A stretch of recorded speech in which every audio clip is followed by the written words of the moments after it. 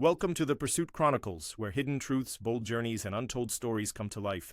Get ready to chase the extraordinary. When two officers forcefully removed a black man from an airplane, they had no idea who they were dealing with. But this wasn't just any passenger, it was a highly trained black Secret Service agent, and what happened next shocked everyone on board. Agent Carter settled into his seat on the commercial flight, his expression neutral but his senses sharp alert. To his surroundings, a skilled Secret Service agent, assigned to high-level officials, he had been selected to covertly protect the president, who would be boarding shortly dressed in plain clothes to avoid drawing attention. Carter kept his focus on his duty, discreetly monitoring the aisle and passengers boarding. He adjusted his posture slightly to conceal the holstered firearm strapped to his leg, a standard precaution for agents even on commercial flights, as the plane filled with passengers to police. Officer Myers and Officer Grant entered and made their way down the aisle, their eyes moved over each face scanning the cabin as they walked to their seats. When they saw Carter, a young black man, sitting alone, their gazes lingered. Curiosity. Shifting quickly into scrutiny, they exchanged glances, eyebrows raised, as they took in his appearance and demeanor, each silently feeding into the other's unspoken suspicions. The officers, both uniformed and seated only a few rows behind Carter, continued to observe him, growing increasingly unsettled to them. Something didn't feel right. They couldn't understand why a black man, especially one with an air of quiet authority, was seated on a plane with the president, about to board. Their suspicion began to grow, overshadowing any logical explanation, and they leaned into their assumptions, thinking it unlikely he had any legitimate reason to be there. Minutes passed, and with each passing moment the officers' doubts solidified into certainty, finally unable to restrain their suspicions. Myers and Grant stood stepping into the aisle and making their way over to Carter. Their expressions were guarded but edged with hostility. They stopped beside him, their stances confrontational, as Myers spoke first, his tone flat but probing. "Sir, can we see some ID?" Myers demanded, his gaze fixed on Carter with a hint of accusation. Carter looked up, surprised but calm, noting their tone and stance. He could see the suspicion in their eyes, a weariness that seemed out of place but very familiar. "I'm with the Secret Service," Carter said. Keeping his voice level, he moved, slowly reaching for his identification, but the officers cut him off, dismissing his response. "Secret Service, sure," Grant muttered, his skepticism plain. "And what are you doing on this flight?" "I'm here on official business," Carter answered, simply hoping to diffuse the tension, but the officer expressions only hardened their disbelief, deepening as Carter shifted in his seat. Grant's gaze dropped, catching sight of the firearm strapped to Carter's leg. His eyes widened in alarm, and he immediately drew back his hand, moving to his own holstered weapon. "He's got a gun!" Grant yelled, his voice carrying through the cabin. "Everyone stay calm. This man is a threat." The announcement sent a ripple of panic through the passengers, who began murmuring nervously and glancing at each other in alarm before Carter could respond. Both officers drew their guns, aiming them directly at him. "Get down on the ground," Mears shouted, his tone commanding. Passengers gasped, some ducking instinctively, while others stared wide-eyed at the unfolding scene. Carter raised his hand slowly, his voice steady but urgent as he tried to explain.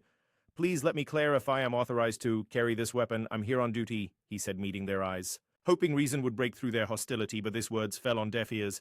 The officers were too far gone in their assumptions. Their fear of what they believed here presented, blinding them to any logics, ignoring his protests. Mears reached for Carter, roughly grabbing his arm as he forced him onto the ground. Carter winced but complied, aware that resisting would only escalate the situation. His hands were restrained behind his back, and he felt the cold bite of the cuffs on his wrists as the officers searched him, stripping him of his personal items, including his Secret Service badge. They pocketed it without a second glance, too fixated on their perceived threat to examine it closely. Myers and Grant exchanged a grim nod, certain they had neutralized a serious threat. Their shouts for calm continued as they secured Carter's weapon, treating him with the severity they reserved for a known criminal. Carter lay on the ground, his face pressed against the roof carpet, frustration simmering within him. He understood too well that this skin color, combined with their assumptions, had made them see him as a threat first and a person second. The officers wasted no time hauling Carter to his feet, keeping his hands bound tightly as they escorted him off the plane. As they walked him down the aisle, passengers stared, some whispering in shock, others simply watching with wide, fearful eyes. Carter's heart sank. He wanted to assure them that he was no danger, that he was there to protect Notham, but the officers kept him moving, their expressions set in stone, their suspicions unchecked. As they exited the plane, veiled him through the terminal drawing stares from onlookers as they made their way toward the airport security office. Carter's mind raced with frustration and concern, knowing his absence could compromise the president's security. But despite his attempts to explain, the officers ignored him too, committed to their mistaken narrative to question. Their actions once inside the security office, they roughly pushed him into a seat, their eyes cold and unyielding. "You think we're just going to take your word for it?" Grant sneered. "We're going to find out exactly what you're up to." Carter met their stares, his jaw clenched but his gaze steady. He knew that the truth would come to light eventually, but in that moment, bound and stripped of his authority, he felt the full weight of their prejudice, a barrier that no badge or rank could break. Despite Agent Carter's repeated attempts to identify himself, the officers pressed him harder, refusing to listen. Each word he spoke seemed only to fuel their suspicion. Ignoring his explanations, Officer Mears and Officer Grant pinned Carter down against the rough carpet of the airplane floor, securing his hands tightly behind his back. Carter winced as they forced him into handcuffs, his efforts to stay calm growing more difficult with each dismissive shove. Passengers watched in stunned silence, some whispering among themselves, others craning their necks to get a better view of the spectacle unfolding before them. The officer's harsh treatment of Carter made several onlookers frown in confusion, yet no one dared to intervene from his position on the floor. Carter scanned the faces, hoping for a glimmer of understanding, but the officers left him no chance to clarify. They pulled him rolly to his feet, ignoring his Secret Service badge, as they patted down his pockets, confiscating every item he carried with the air of men who had captured a dangerous criminal. "Out of the way," Grant barked, as they escorted Carter down the aisle toward the exit, ignoring his efforts to speak. "I'm on duty," Carter said, his voice firm but controlled. "I'm here for the president. Removing me could endanger him." But Myers scoffed, giving Carter a cold look. "Save it. You're done with excuses." In a few swift steps, the officers had removed Carter from the plane and began guiding him through the airport terminal, holding his arms tightly on either side. Carter could feel the weight of onlooker stares, a blend of surprise and unease as they passed by. His frustration simmered beneath his calm expression, the reality of his situation becoming all too clear. These officers had already decided he was a threat, and no words of his would change their minds once they arrived at the airport security office. The officers shoved him toward a small, dimly lit detainment room. Carter stumbled slightly but steadied himself, taking in the sterile, confined space that now separated him from his duty to protect the president. They pushed him into a metal chair, the handcuffs biting into his wrists as he sat facing the officers who towered over him with crossed arms and hard-set faces. For the first time since boarding the plane, a flicker of real worry crossed Carter's face. He knew that his absence could compromise the president's security, especially on a commercial flight where every second counted. Taking a deep breath, he looked each officer in the eye, hoping they'd finally give him a chance to explain. "You're making a serious mistake," he said, keeping his tone steady but forceful. "I'm part of the Secret Service. I'm on assignment to protect the president. You have to let me go." But Myers shook his head, his expression both skeptical and annoyed. "Yeah, and I'm the Queen of England," he shot. A look at Grant, Holoft, and they both shook their heads, as if the notion were too absurd. "To entertain you, don't believe me," said his patience beginning to wear thin, "but I'm telling you, removing me from my post could put the president at risk." Grant rolled his eyes, crossing his arms tighter. "Right, and I suppose that's why you were armed, sneaking around on that plane, waiting for the right moment to cause chaos?" Carter's jaw tightened, but he forced himself to stay calm. "My weapon is part of my official duty. I'm legally permitted to carry it as a protective detail." Grant's eyes narrowed enough with Thiele's. He snapped, "We know a cover story when we hear one. Now let's get to the truth." He took a step forward, folding his arms as he leveled his gaze at Carter. "Who sent you? Who are you working with?" Carter shook his head, his frustration rising. "I'm not part of any group. I am exactly who I say I am, a Secret Service agent on duty." The officers ignored Hight's explanation, continuing to probe with questions loaded with suspicion. "How long have you been planning this?" Myers demanded, his voice thick with accusation. "What was your endgame here?" "There is no plan," Carter replied, his voice clipped. "And there's no threat. I'm a federal agent tasked with protecting the president." "That's it," but his words fell flat, drowned out by the officers' distrust. They exchanged a look, communicating wordlessly before continuing the interrogation, each question more aggressive than the last. They demanded names, affiliations, anything they thought could tie him to the threat they believed he posed. Each answer Carter provided was met with dismissive scorn. The officers, doubling down on their assumptions rather than considering his identity as the minute sticked by Carter, felt his frustration deepen. He was bound, confined to a detainment room, treated as a criminal, orally. While the president, his charge, was left unprotected on the plane, every attempt to explain had been met with derision or outright hostility. Their refusal to listen, underscoring the biases that clouded their judgment. Finally, with no recourse left, Carter fell. Silent, he'd said all he could, given them every answer, every piece of information they needed, but it was clear that the officers' minds were made up, their judgments cemented. He stared at them, his expression a mask of calm resignation, knowing that only time, or a higher authority, could break through the thick wall of prejudice surrounding him.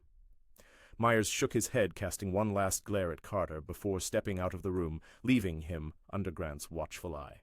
Carter sat, insolence, a mixture of anger and helplessness tightening in his chest. Ash waited, hoping that soon someone with the authority and open-mindedness Tulliv would step in to correct the disastrous misunderstanding on board the plane as the flight crew completed their final checks. A senior Secret Service agent noticed something strange.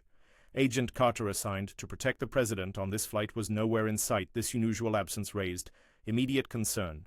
Every agent knew the critical importance of staying within the designated security perimeter. One agent quickly alerted the president's chief of staff, who immediately felt a prickle of unease. The crew checked with airline staff, combing through records to find out if Carter had deboarded for any reason. The more they searched, the clearer it became that Carter hadn't left voluntarily. He'd been forcibly removed. It wasn't long before the story emerged that airport police had taken him into custody, accusing him of suspicious behavior. The president's face tightened with anger as he processed the implications. "He's been detained," the president asked, his tone steely, "and they're claiming he's a terrorist." The chief of staff nodded, his expression troubled. "That's what the airport states, sir." The president took a deep breath. Reining in his frustration, he knew that Carter, one of his most trusted agents, was not only highly capable but also deeply dedicated. The idea that Carter would pose a threat was laudable, yet it was clear that racial bias had colored the judgment of those officers. For the president, this was more than just a security oversight. It was an insult to Carter and his team, and it put everyone at risk. Without Carter's expertise and vigilance, the entire protective detail was weakened. "Hold the flight," he ordered, his voice low but firm. "I'm going down there." Myself, the president, and his team deboarded, navigating swiftly through the terminal until they reached the airport security office. The sight of the president and his high-ranking entourage entering the office caused a ripple of alarm among the staff, who exchanged nervous glances as they processed the unusual arrival. Inside, officers Mears and Grant stood, appearing smug as they told a colleague about the terrorist they had apprehended. The chief of staff stepped forward, his voice commanding. "Where is Agent Carter?" he demanded, his expression leaving no room for argument. Myers and Grant looked up, their expressions faltering as they registered the president's presence. Myers stammered, recovering just enough to answer, "Agent Carter, we apprehended a suspect claiming to be Secret Service, if that's who you mean, sir." The president's eye sharpened as he looked directly at the officers. "You apprehended one of my agents," he said slowly, "under the assumption that he was a terrorist." Grant cleared his throat, looking increasingly uncomfortable. "Sir, we thought it was suspicious, a man with a weapon on the plane claiming he was Secret Service. We were just doing our job." The president raised an eyebrow. "And did he have credentials? Did he attempt to show you identification?" The officers looked at each other, suddenly uncertain. Myers mumbled something about protocols and safety, but his voice trailed off under the president's steady gaze. The chief of staff gave a pointed nod, and an aide handed over the confiscated badge, confirming that it was indeed Secret Service. Issued, the officer faces went pale as the weight of their mistake dawned on them. The president's jaw wasset, his expression one of thinly veiled frustration. "Agent Carter was here to protect me. His removal compromised the security of this flight and put my life and everyone else's at unnecessary risk," he said, his voice icy, realizing the gravity of their error. Both officers stood frozen, their confidence shattered. The chief of staff gestured to the door, and the officers quickly led the president and his team down the hallway to the small detainment room where they'd been holding Carter. Inside, Carter sat quietly, his expression composed despite everything he'd endured. The moment he saw the president enter, his posture relaxed slightly, a look of relief flashing across his face. He had remained calm throughout the interrogation, knowing that the truth would eventually come to light. But the physical and mental toll was evident in his eyes. The president stepped forward, reaching out a hand to help Carter to his feet. "Agent Carter, "I apologize for this unforgivable misunderstanding," he said sincerely, his voice carrying the weight of his respect for the man who'd been wrongfully detained. Carter nodded, accepting the president's hand and the apology with quiet dignity. "Thank you, sir. I appreciate you coming down here," he replied, though a trace of exhaustion lingered in his tone. Turning back to Myers and Grant, the president gave them a look that spoke volumes. "You both owe Agent Carter a profound apology," he said, his voice cutting through the room like steel. "This type of racial profiling is not only wrong, but dangerous. You judged him based on his appearance, without giving him a chance to explain, and it nearly cost lives today." Myers and Grant shifted, uneasily, clearly embarrassed, but managed to mumble, "Apologies. We're sorry." "Agent Carter," Myers said, his voice barely a whisper. We didn't know." Carter met their eyes, his expression steady. He nodded, accepting their apologies but also leaving no room for excuses. The president turned to the officers once more. "I hope this incident serves as a lesson. Racial profiling has no place here. It threatens lives and weakens the very security you claim to protect with." That the president led Carter and his team back through the terminal, the officers remained standing, expressions a mixture of shame and disbelief as they absorbed the reality of their mistake. Carter walked alongside the president, his shoulders straight, his professionalism intact despite the humiliation he had endured as they reboarded the plane. A quiet understanding passed between Carter and the president, a recognition of the obstacles they would continue to face and a renewed commitment to the duty that bound them both once freed. From the detainment room, Agent Carter stood before Officers Myers and Grant, this calm demeanor masking the frustration of the ordeal he had just endured. The officer faces showed the unmistakable signs of shame, their confident expressions replaced by a mix of regret and discomfort as they fully realized the mistake they had made. Eyes downcast, they fumbled for words barely able to meet his gaze. We deeply sorry, Agent Carter," Myers said finally, his voice subdued, the weight of his error evident in each word. Grant nodded beside him, his face equally remorseful. They both knew that they'd acted out of misplaced suspicion, allowing their biases to cloud their judgment and cause harm to a man who had been doing nothing more than his job, a job that, ironically, was to ensure the safety of the very people they thought they were. Protecting Carter listened, his expression neutral, but his steady gaze left no doubt that he was taking in every word. After a long pause, he gave a small nod, accepting their apology but making it clear that forgiveness would not come without understanding. The tension in the room was palpable as he straightened his tone, measured and direct. "Thank you for your apology," he began, his voice calm yet firm. "But understand this, your assumptions based solely on my appearance nearly put the president's safety at risk. Racial profiling is not just wrong, it's dangerous today. It could have compromised a high-level security operation. Next time it could cost lives." His words hung in the air, each one a clear reminder of the damage their prejudice could have caused. The officers winced slightly, as if feeling the sting of each pointed remark. Carter continued, his voice steady but unyielding. "As law enforcement officers, it's your responsibility to look beyond assumptions, to base your actions on evidence, not biases." The officers nodded their heads, as the gravity of his words sank in. They understood in that moment that Carter's presence on that flight had been crucial and that removing him had left a critical gap in the security detail. It wasn't simply about him, it was about a lapse in their own judgment that had led them to overlook what they should have prioritized. The president, standing nearby, spoke up, his tone resolute as he addressed the officers. "Agent Carter, I sown of our best agents. His position isn't earned easily, it's earned through skill, dedication, and commitment. You didn't just wrong him today, you failed in your duty to exercise fair and unbiased judgment. Racial profiling and assumptions like yours have no place here or anywhere." Myers and Grant nodded, each word from the president solidifying the lesson they had learned. They could feel the eyes of the entire room on them, each gaze a reminder of their serious misstep. The regret on their faces deepened as they exchanged a glance, the weight of their error pressing down on them. "We understand," Sir Grant managed to say, his voice barely above a whisper. "It won't happen again." Carter held their gaze, a subtle expression of strength in his calm demeanor. "Good," he replied simply, the single word carrying both warning and hope. The officers looked back at him with gratitude, visibly relieved that he was willing to give them a chance to reflect and learn from their actions. The president turned to Carter, placing a hand on his shoulder. "Let him get back to the flight," he said with a nod. Carter gave a brief nod in return, falling into step with the president as they walked back through the terminal toward the boarding gate. They moved side by side, both men acutely aware of the larger implications of what had just occurred as they reboarded the plane. The flight crew and passengers who'd witnessed Carter's earlier removal looked on with a mixture of curiosity and understanding, some even offering brief nods of respect as he passed. Carter, though outwardly composed, felt a deep sense of relief returning to his purpose as clear as ever, despite the challenges he had faced. Meanwhile, back in the security office, officers Mears and Grant stood insolent, reflecting on the incident they knew. That today's events had forever shifted their perspective, a harsh reminder of the critical importance of fair judgment and trust in the people around them. Racial profiling had led them to question and humiliate an innocent man who had been performing his duty with utmost dedication. The regret they felt was sharp and real, a lesson they would carry into every encounter from that day forward as Agent Carter resumed his place on the flight.